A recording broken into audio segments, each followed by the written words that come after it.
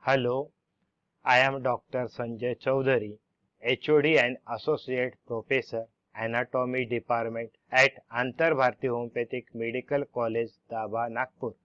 Today's topic is thalamus. We will use BD Chaurasia book. If student want, they can note down the point. Topic: Thalamus. The diencephalon is the parts of brain between the cerebrum above and midbrain below. The diencephalon extends from the interventricular foramen to the posterior commissure. Thalamus. Today's topic thalamus.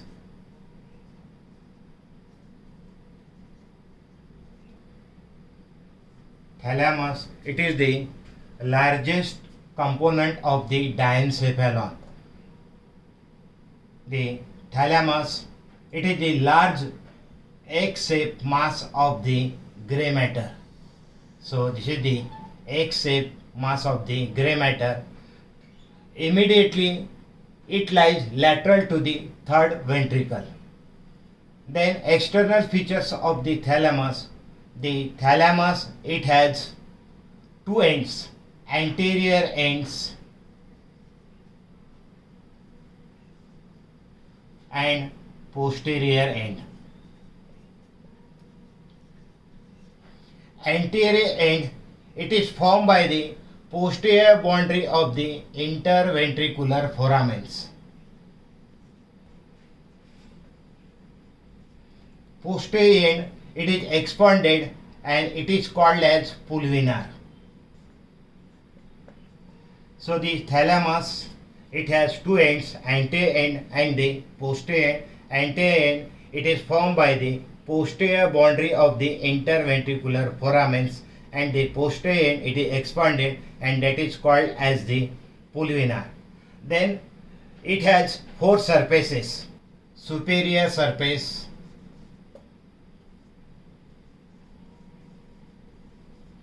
inferior surface, lateral surface and the medial surface. So there are four surfaces: superior surface, inferior surface, lateral surface and medial surface. So superior surface, it is formed by the superior surface, it is formed by the central parts of the lateral ventricle,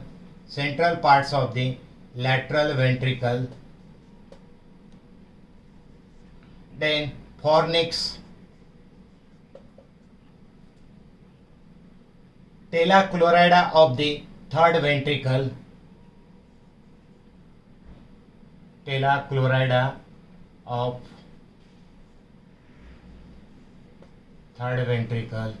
laterally to the caudate nucleus,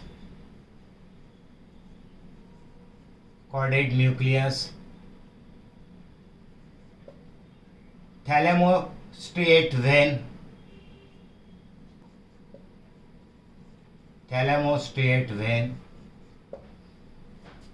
and the stria terminalis.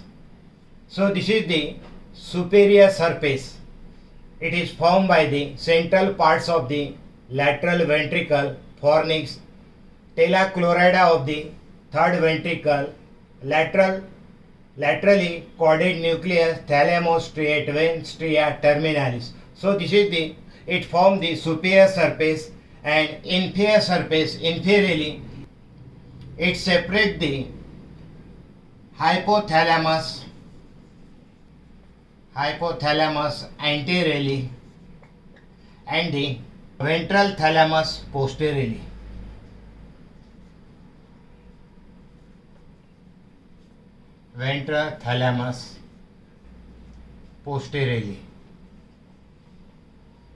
So lateral surface, it related to the posterior limb of the internal capsule, posterior limb of the internal capsule. It separates the lentiform nucleus. Then So this is the lateral surface. Lateral surface is related to the posterior limb of the internal capsule. Then medial surface. Medial surface, they are interconnected with the two thalami. There are two thalami, right and the left, and these two thalami are interconnected to each other. That is called as the interthalamic adhesions.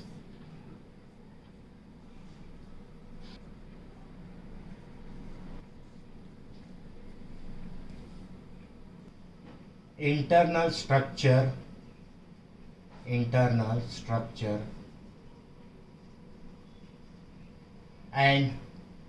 nuclei of thalamus. So internal structure of the thalamus. So at the top of the internal structure of the thalamus, they are related to the thin sheet of the white matter, and that is called as stratum zonale. Laterally, again, it related to the thin sheet of the white matter, that is called as external medullary lamina. External medullary lamina. Then at the internally Y-shaped sheet of the white matter, that is called as internal medullary lamina. So this is the internal medullary lamina.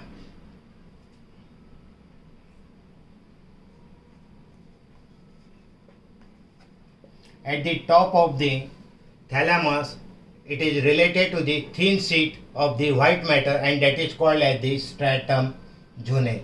And laterally, again, a thin sheet of the white matter are related to the thalamus, that is called as external medullary lamina, and internal Y-shaped sheet of the white matter related to the thalamus, that is called as internal medullary lamina. Then this internal medullary lamina, again, it divides into the three parts. So this one is the anterior parts between the two limbs of the internal medullary lamina. Then this one is the medial parts, and large area, that is called as the lateral parts.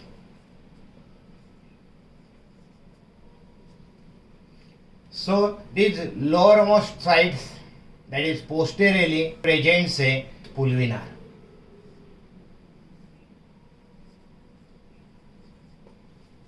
So the internal structure of the thalamus, it presents a Y-shaped band of the white matter, that is called as internal medullary lamina, and this thalamus, it divides into the three parts, that is the anterior parts. In the anterior parts, it presents anterior nuclei. Then medial parts, it presents medial nuclei, and large area of the Y-shaped bands lateral sides, they are divided into the two area. So this one is the dorsal area and the lateral area. So the lateral area, it is a large area, and it divided into the two parts, that is the dorsal area and the ventral area. So dorsal area presents a nuclei, that is the dorsal lateral nuclei. Dorsal lateral nuclei. These ventral parts divided into the three parts. This one is the anterior parts. This is the lateral area,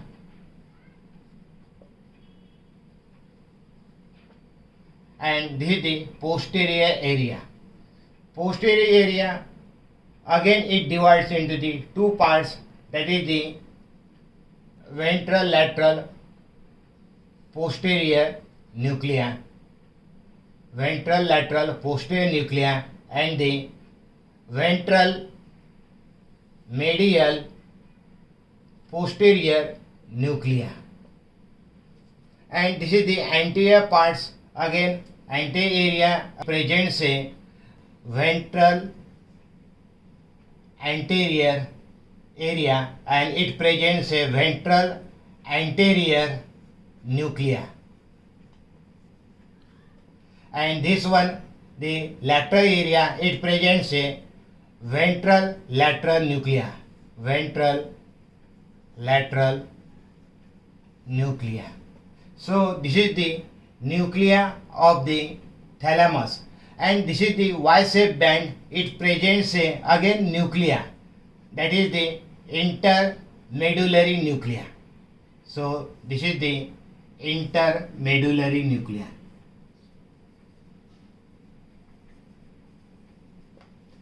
And these lower parts presents a two mass of the gray matter, that is called as the medial geniculate body, and this is the lateral geniculate body. So this one is the medial geniculate body and this one is the lateral geniculate body.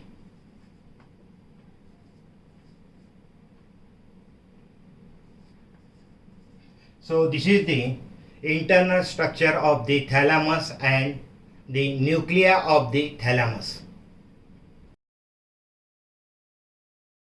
Connection of thalamus. Thalamus receives afferent impulses from a large number of subcortical centers converge on the thalamus, exteroceptive and proprioceptive.